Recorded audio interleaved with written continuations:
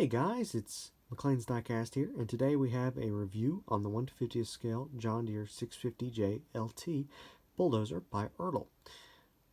This is a nice model. It's been out of production for several years, and I'm surprised we haven't seen an upgrade to the 650K yet. But that being said, let's get into the review.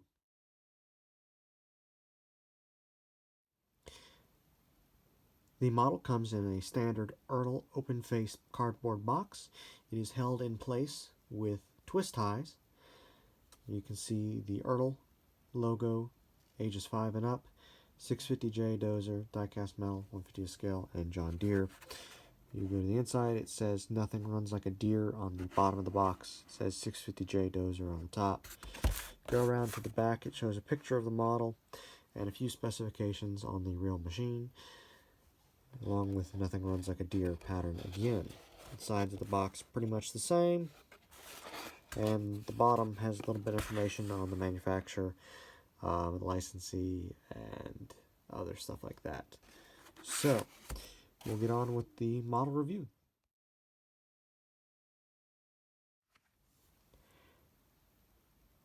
So, we'll start out the review, as always, with the functionality of the model.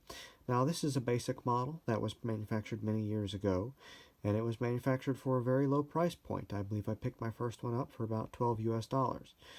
So, the functionality isn't impressive. Now, I will note that the model usually has a functioning 6-way blade, but for some reason, I don't know if it's an issue with the cylinders or what it is, the blade on this particular model does not angle side to side, though it normally does, and my original 650J did have a functioning angle blade.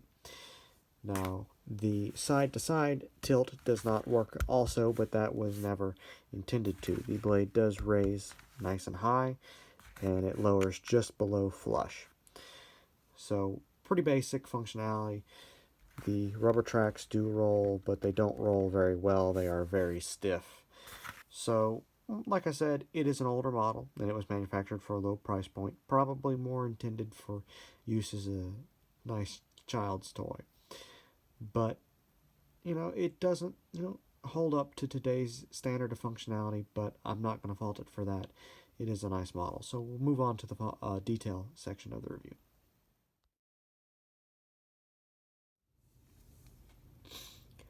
So moving on to the detail section of the review, you can just barely make out through the thick paint that there is bolt head detail in the cutting edge of the blade, but it's hard to see. You see here that there is a nice textured pattern to the grill, along with a John Deere logo in the center. You can see the chrome exhaust stack on this model, along with the hinge details on the side of the door. We will continue around the model, and you can see the bolts that are on the side of the engine panel. You have to remove these bolts to remove this engine panel to have access to the engine, as this machine does not have an opening door. There is a nice textured grill here with black decals, along with the nice 650J LT decals. LT stands for long track. It is also a narrow track, unlike a wide track machine, which would be called LGP.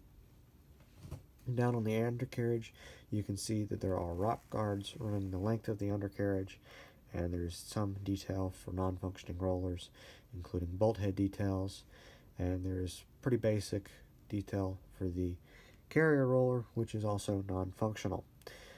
There is no bolt head detailing on the sprocket, but you do have a few very fine teeth. There is some detail there for the hinges on the door, along with the hinges for the battery compartment. You have a detail for the door handle as well. There's detail in the John Deere logo, along with some other little stuff on the sides of the cab. You can see textured grills on the air conditioner on the side, and as you move around, you'll also see them on the back, along with some bolt detailing.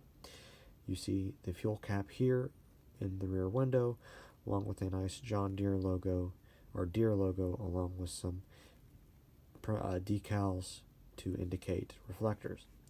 There is a few bolt details here on the back, along with a little hitch This cover would cover the back of the, or this would be where you would attach a ripper. You'd take this panel off to run the hydraulics, and you'd bolt the ripper around back here. This model, of course, does not come with a ripper, though it would be a nice addition. Going on around to the other side, same basic stuff. Here you have this door has a John Deere logo on it. It's the same hinge detail and that. This door is a little longer. It goes to the hydraulics and the blade controls. Once again, same thing here on this engine compartment. The step is molded into the hydraulic cylinder here. The color match is a little off, but it is older and the plastic is kind of changing its color.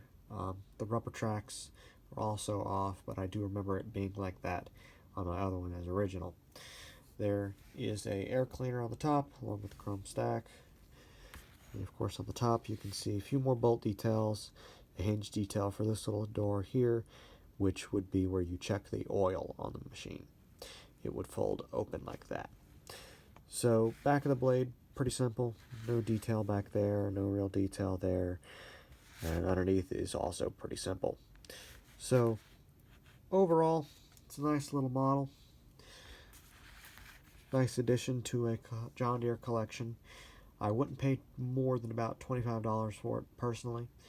It is a nice model, but it's not worth what some of them have been going for recently on eBay. So I hope you enjoyed this review. Thank you guys. I'll see you next time.